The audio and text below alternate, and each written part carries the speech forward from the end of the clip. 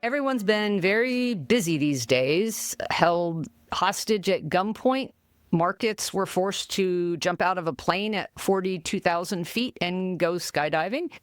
Looming counter tariffs bode badly, while intermittent finance rumors spark intermittent rebounds and flickers of hope that some solution will appear to prevent a global trade war.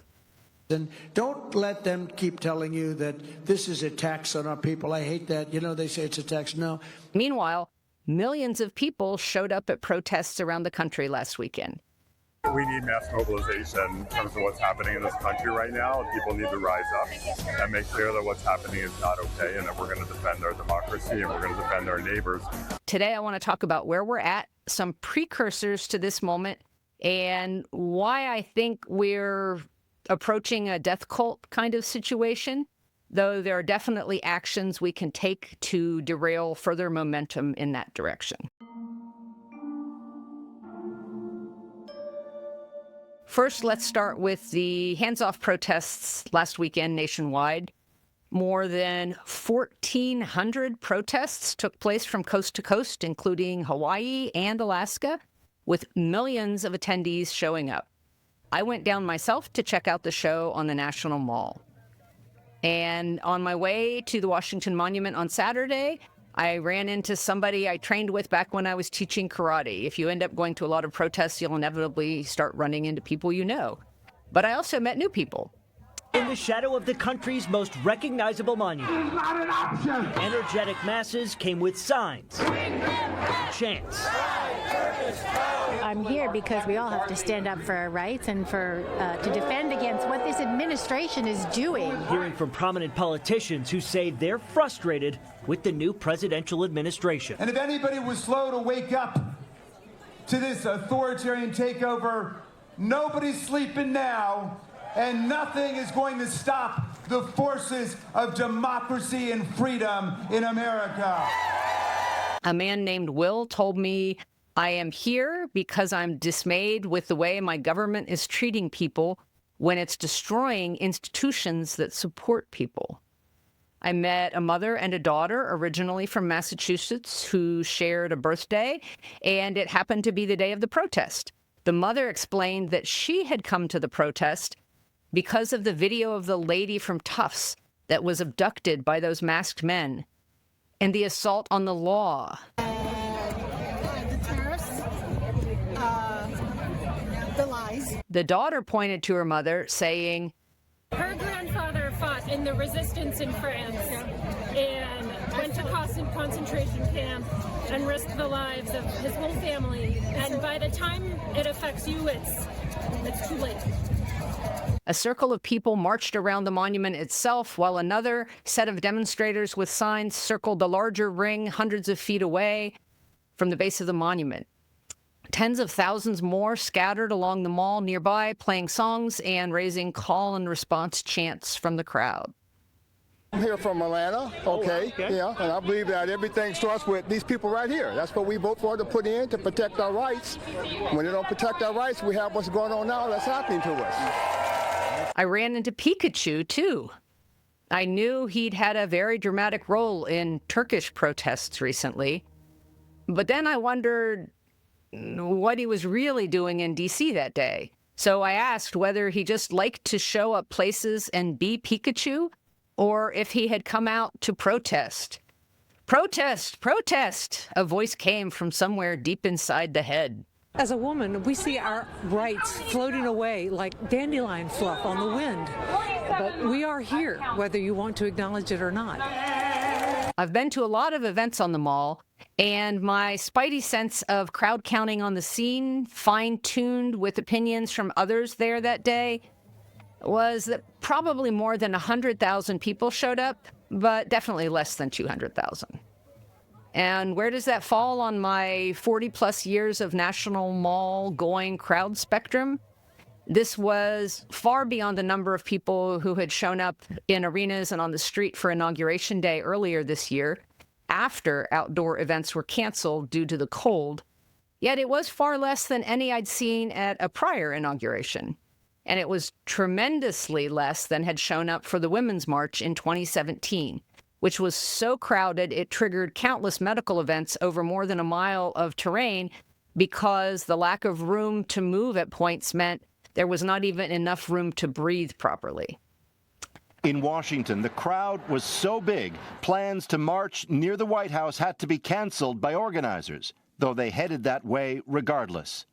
It was mayhem.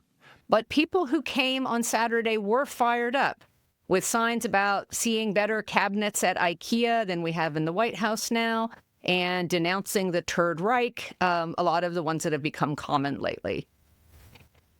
Still, I did wonder where some of the crowd I was accustomed to seeing at big events in D.C. had gone instead. And an answer came soon after I returned home and saw what was happening around the country. From California to Colorado, in Chicago and New York City, the crowds at hands-off rallies had countless messages, but one shared mission: to protest the policies of President Trump. It hurts a lot to watch what's happening to the country. The people who normally would have made their way to the district, I suspect, had stayed home to cause good trouble. Kaiser, West Virginia managed to get out dozens of people in deep Trump country, as did Maine, Montana, and Texas. It was a great showing overall, with total estimates in the universe of 3 million demonstrators. And my guess is that in time, those numbers will need to triple or quadruple and be coupled with more marches and demands for very specific concessions. The country needs to move quickly to build that kind of participation. And this is a big step in doing that, and we need to keep it going. It has to be constant. And remember what I said last week. Research seems to show that protests out in Trump country, the smaller, whiter, and less educated the county, the better, disproportionately has effects in winning people over, even on a strongly polarized issue. And we have plenty of actions to take issue with the administration over. On Friday, I talked about the role of malicious incompetence in the administration, from Khmer Rouge Garcia, who was sent to El Salvador by mistake, to the tariffs that have been an obsession of Trump's since the 1980s, which are now threatening to tank the economy. They laugh at us. Behind our backs, they laugh at us because of our own stupidity. There are countless more examples, like the National Institute of Occupational Safety and Health Lab in Morgantown, West Virginia, whose research animals had to be mass euthanized shortly after they'd arrived as a shipment, simply because after massive layoffs, there would be no veterinarian to check on them.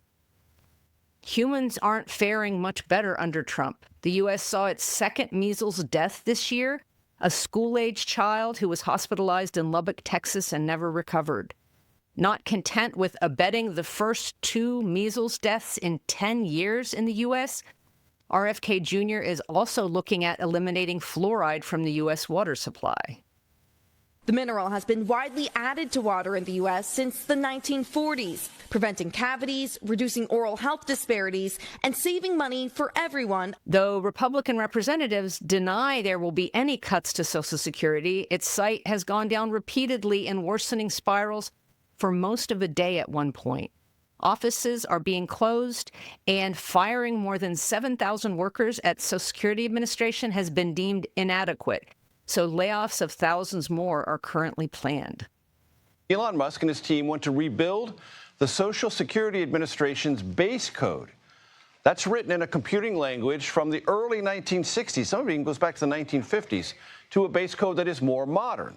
Now, according to a new piece in Wired magazine, that planned source code migration, especially in the very tight time frame that DOJ advisors are looking at, could, at minimum, create some uncertainty and possibly tamper with the benefits received by millions who rely on Social Security.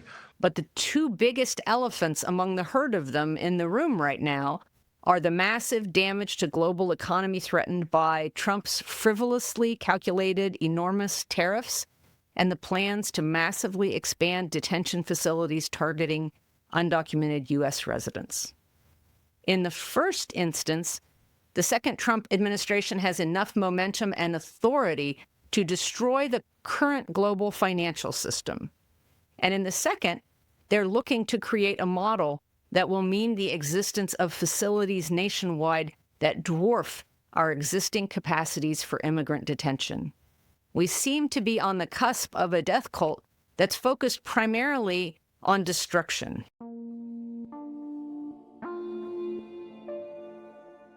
It seems to me that we have to acknowledge that the administration isn't likely to be able to stop itself. Whatever the imaginary line that people cross before they're trapped in a cult, when they're unable to exit it, the Trump administration has passed that line. The people the president has appointed to his cabinet, the advisors he's surrounded himself with, are looking at sunk costs and not making moves to turn back unless they can extract some kind of massive grift out of it. Without being bribed to, Trump is likewise incapable of stopping himself.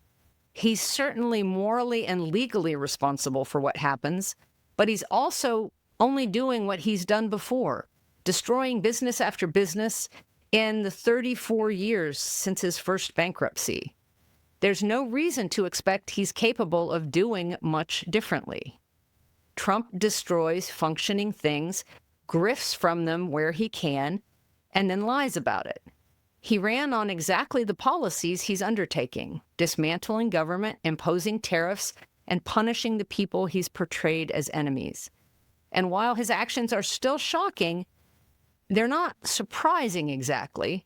Any distress from his own camp comes only from people who wore blinders and let themselves see only slivers of his public persona. If this was Biden and he did some sort of scheme like this, a test scheme, what do you want to call it? He did tariffs, and he absolutely tanked the stock market, he would be getting crucified. In front of the line would be Trump. Some voters who pulled a lever for him to persecute minorities they disliked, and along with CEOs who believed he would only act in their interests, are now realizing he has no interest in them at all. It is a tax paid for by Americans, so this is a massive tax increase on American consumers. The Washington Post reported this week that Elon Musk himself, whom some have portrayed as dictating policy to Trump, I hate that, has been unable to convince Trump himself to reverse tariffs that have been imposed recently. You know, they say it's a tax. No, often much of it is paid. And instead, he's been relegated to insulting Trump's point person on trade, Peter Navarro. America has a history of death cults in terms of a cult-like celebration of death. Think about lynching parties in early 20th century America that included picnics and souvenir postcards made of the murder. A willingness to do harm to outsiders and people of color at home and abroad has unfortunately been an American tradition. In her book, The New Jim Crow, legal scholar, civil rights lawyer, and advocate Michelle Alexander details the relationship between race and continued legal discrimination in the form of mass incarceration.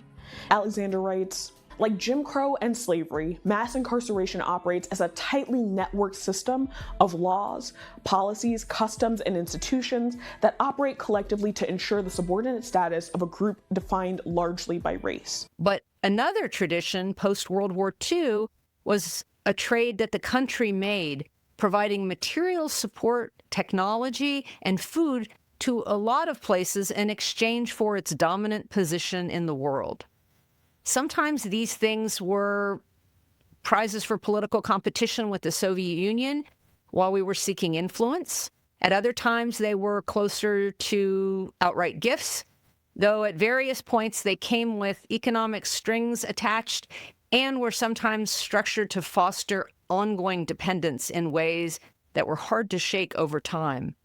Nevertheless, they helped keep the U.S. in its superpower role and help keep people alive. 1 billion children immunized, 2.2 billion malaria cases prevented, 26 million lives saved from AIDS. For 60 years, USAID, America's foreign assistance agency, has fed the hungry and prevented disease worldwide. 40% of total global humanitarian aid came from the U.S., with 2/3 of that coming from USAID.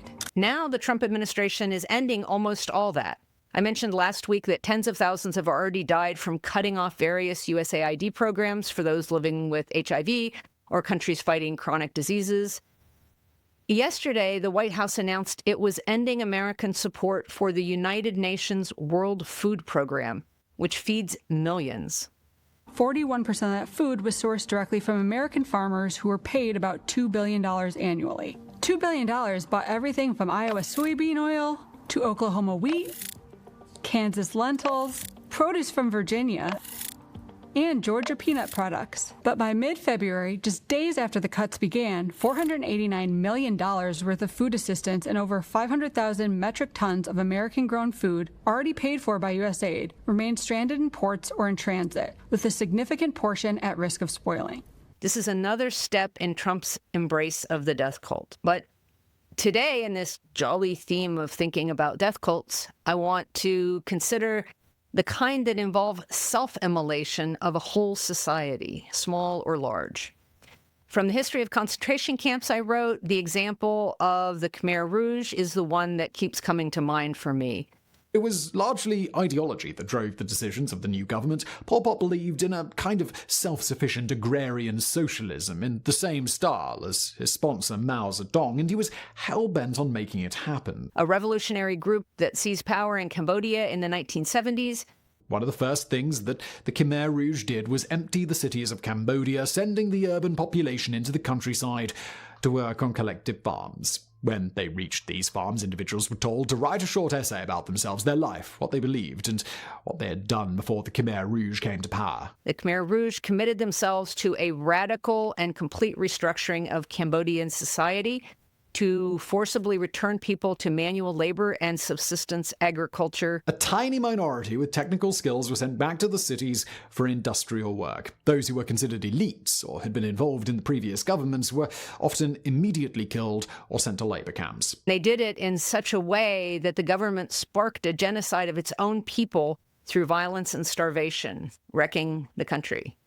The entire nation effectively became not only a police state, but a forced labor camp itself. A common statement to those executed was, "To keep you is no profit, to destroy you is no loss." And an example perhaps better known to people today, the Reverend Jones of Jonestown. Started as an effort by a charismatic preacher to build a new society, but it ended, of course, with the tragic deaths of more than 900 people. In Guyana, who took hundreds of Americans there as part of a religious cult, found a way to end his experiment that wrapped up with a congressional delegation being fired on inside planes on a tarmac after they had come to investigate.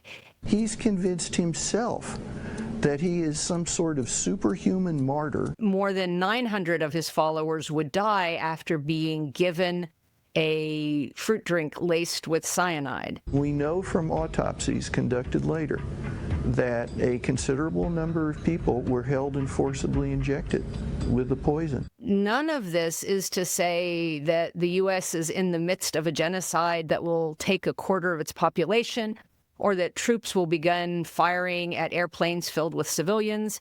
Hey, look what happened during my first term. The parallel here is more the delusional nature of the bill of goods being sold and how widely it's adopted by both its salesmen and by its believers. And as usual, it's not necessary to even look at the overseas parallels to the kind of death cult in which we're finding ourselves today. The more relevant and influential precursor for an American death cult is the arrival of COVID on U.S. shores in 2020.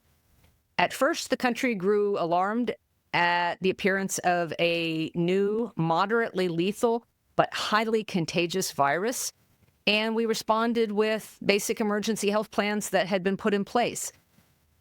Before long, the toll it would take on the American public became clearer. During the spring, it was evident that for safety reasons, many office workers would be told to stay home. This left first responders, medical staff, food service workers, and jobs with low wages predominantly on the front lines of exposure to the virus. For a time, then President Donald Trump alternately pretended the virus would vanish any day and somehow also still wanted credit for any development of a vaccine that might be effective that could come before the end of his presidency. We're also learning today that the Secret Service is being ravaged by the coronavirus. 130 agents either have COVID-19 or are in quarantine. The Secret Service outbreak is being linked to the whirlwind of Trump rallies in the days leading up to the election. But in the end, he would turn people against public health measures in definitive ways, promoting an anti-vaccination agenda that caught fire with his followers and sabotaged the national, even parts of the global response. Along with the stunning death toll of well over 1 million people, the main result in the U.S. was the refusal to reckon with what had happened. The president had made the pandemic into a political tool and demanded his followers ignore reality even as people dropped like flies around them. The pump was primed for significant parts of the population to avert its eyes or even to disbelieve in the deaths of more than 1 million people. I cannot psychoanalyze the president, but we know that he has a tendency to believe he's the best at everything. And he probably thinks he's better than the scientists. And you wonder, the press is in hysteria mode. Fake news, and their camera just went off. I think if he were practicing medicine, he would be negligent and he would be prosecuted. Even those of us who acknowledged what had happened and the role political leaders played in increasing that death toll or ignoring best practices for political expediency, there was a strange sense of simply moving on without acknowledging what had been lost and is being lost: an ability to tackle public health crises, a leading government role in that failure, and countless citizens gone. The president stepped into the Rose Garden late Friday to make his first public comments in 8 days, following growing outrage over his silence as the nation grapples with an alarming surge in the pandemic. But he still didn't concede the election, although he came close. This recent history leaves us very vulnerable, in a very bad place to assess and respond to the current threat. Trump's flexibility and willingness to backtrack is almost zero. Now, mind you, the tariffs are still in place at 10% on almost all countries, and the trade war with China has just intensified. If anything, what we saw today was that the uncertainty and the drama is going to be prolonged for at least 90 more days. What a Goldman Sachs executive said about Trump's financial bonfire is true across the board. Someone has to stop him. So don't expect the Trump administration to change its tack. He might be bribed into it, but he will not do it for no reward. He will not do it voluntarily. Can you walk us through your thinking about why you decided to put a 90-day pause? Well, I thought that people were jumping a little bit out of line. They were getting yippy, you know? They were getting a little bit yippy, a little bit afraid. I don't think that changes the nature of the sort of death cult situation we're in. If you didn't do it, you wouldn't have a country. It wouldn't be sustainable. So I'm honored to have done it. And, you know, look, nothing's over yet. The example that is clearest that we've all seen in recent weeks is with law firms and with Columbia University. As soon as they accept his terms, as soon as they make those compromises, they are targeted in some different way, as with Columbia, where they are still found wanting and still under threat of punishment, or as with Paul Weiss, the law firm, they have then committed to doing staggering amounts of pro bono work for causes that will effectively be determined by the Trump administration. Sir, would you consider exempting some U.S. companies, maybe some larger companies who have been hit hard in the markets the last few days during this 90 days? As time goes by, we're going to take a look at it. There are some that have been hard. There are some that, by the nature of the company, get hit a little bit harder, and we'll take a look at that, yeah. How do you determine the next 90 days? Just instinctively, more than anything else. I mean, you almost can't take a pencil to paper.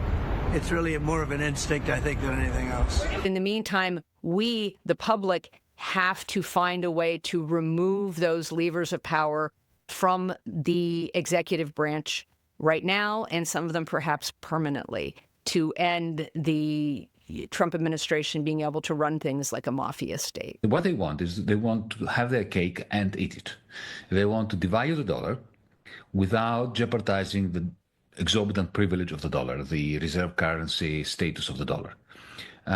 Is this far-fetched? No, it's not far-fetched. They may succeed in doing it. I'm not saying they will succeed in doing it, but what I'm saying is that they have a rational plan, a fiendish plan, as they would say in cartoons.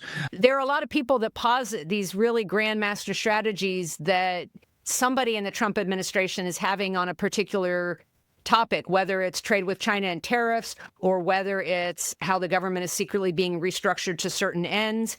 And while I do believe some of the people that Trump relies on as advisors and people who are in his cabinet do have their own particular obsessions and fascinations and are trying to carry some of those out in a way that's a little more complex than Trump himself could manage, the idea of this death cult that I'm positing is that as soon as any of those things run up against Trump's feelings or what Trump wants or what he hopes to extract out of a situation, Trump is going to win that. The advisors do not actually have sway over him.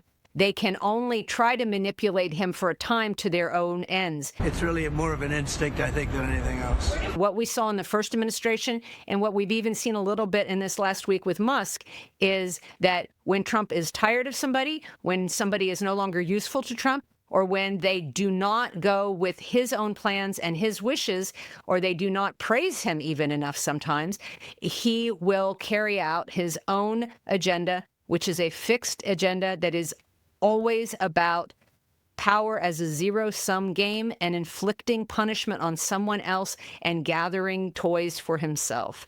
So while we need to be aware what more complex strategies might be underway, when it comes down to Trump simply wants something else, those grand strategies can go right out the window. He made $2.5 billion today, and he made $900 million. Right now, the administration is the out-of-control container ship headed for the bridge pier. We know that markets have been a little unstable. They want to know that Congress is on the job, and I'm here to tell you that we are. The Article 1 branch of this government, the U.S. House of Representatives and the U.S. Senate are going to do our job. Still, we have a lot of levers to use to redirect that ship. Seeing the damage that's been unleashed, some Republican senators are willing to co-sponsor legislation on tariffs, but in the end, they'll need 2/3 in each house to block a possible presidential veto. Representatives in the House are even more vulnerable, with less prospects of a cushy post-government perch and more immediate fury directed at them, which could remove them from government altogether next year. Somebody had to pull the trigger. I was willing to pull the trigger. When it comes to the courts, the lower courts are still, as we've said in previous episodes, largely holding the line against lawlessness from the Trump administration. A unanimous decision from the Fourth Circuit Appellate Court on Monday refused to stay a decision demanding the government return Khmer Abrego Garcia, who was here lawfully and sent to prison in El Salvador by mistake. We do have some breaking news to get to the Supreme Court today, saying that the Trump administration must work to bring back a Maryland man who was mistakenly deported to prison in El Salvador. This is a rejection of the administration's emergency appeal. The court acted in the case of Khmer Abrego Garcia, a Salvadoran citizen who had an immigration court order preventing his deportation to his native country over fears he would face persecution from local gangs. The court said in an unsigned order with no noted dissents, quote, the order properly requires the government to, quote unquote, facilitate Abrego Garcia's release from custody in El Salvador and to ensure his case is handled as it would have been had he not been improperly sent to El Salvador. The current makeup of the Supreme Court is likely to deliver more losses than wins when it comes to protecting individuals and civil liberties. Thank you again.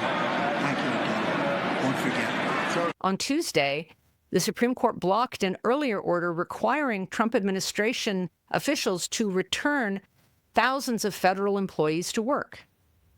On Monday, the court allowed the administration to send people to gulags in third nations under the auspices of the Alien Enemies Act, a 1798 law intended for use in armed conflict, which we are not in right now. But we have to use the procedural guarantees the Supreme Court is claiming it will enforce for those the administration wants to deport. We can use that as a wedge to try to show how arbitrarily and unconstitutionally the administration is carrying out its programs of detention. We have more options when it comes to Congress, where we're likely to get further sooner by pressing the House and Senate to reclaim those constitutionally assigned roles of imposing tariffs. But we must also pressure Congress to stand up for civil rights and human rights of non-citizens, though historically both Democrats and Republicans have not wanted to risk the political exposure that comes from doing so. But these rights are ones we will have to demand across the board for everyone. The arrest and detention of Mahmoud Khalil is a targeted retaliation for the expression of political views. It is illegal. It is unconstitutional. Fascism thrives when people are scared to speak out. The bullies in Washington want us to roll over and shut up. We will not do that. We have already seen the government commit grave harm against people in the U.S. legally, people who were taken by mistake or people who had no criminal records. The $45 billion requested by the Department of Homeland Security to expand detention will likewise surely be used to build facilities where it will hold people the government targets legally or illegally, or by mistake, or whom it aggressively asserts it has authority over, even if it does not. We are living in the ashes of the COVID death cult, building the machinery of an even greater one. But as the Court of Appeals for the Fourth Circuit noted on Monday, contrary to the government's position, upholding constitutional rights surely serves the public interest. What Trump is planning to do is not just contrary to American values, it's illegal. The Alien Enemies Act can only be used in wartime. And discriminating against immigrants based on their place of birth or ancestry violates constitutional rights. Courts have the power to stop this, and so does Congress. Let's hope they do their jobs and stand up for the Constitution and the rule of law. So it's important to remember that those additional billions intended for detention facilities haven't even been allocated yet, let alone spent. We can do a lot to prevent all these machinations of death. Call your representatives about tariffs and about immigrant rights. Say to your congressman to stop tariffs and to stop the massive expansion of facilities to lock up undocumented U.S. residents. Go to demonstrations so that we as a people can build public power and build more pressure behind our will. Protest is actually on the rise in the U.S. My team at the Crowd Counting Consortium just today was able to put out some data that shows that the number of protests between February and March grew by like 60%. Donate to organizations that provide for or protect the rights of the most powerless among us, because they are standing right now on the front lines for us. We have to continue to push non-violently in all directions to protect the living through one small action at a time to stop Trump, because he cannot stop himself. And that's it. Thanks for listening to Next Comes What. Please share this with anyone who's looking for ways to help each other survive this mess. To support this podcast, please subscribe at AndreaPitzer.com and consider giving Next Comes What a 5-star review where you get your podcasts.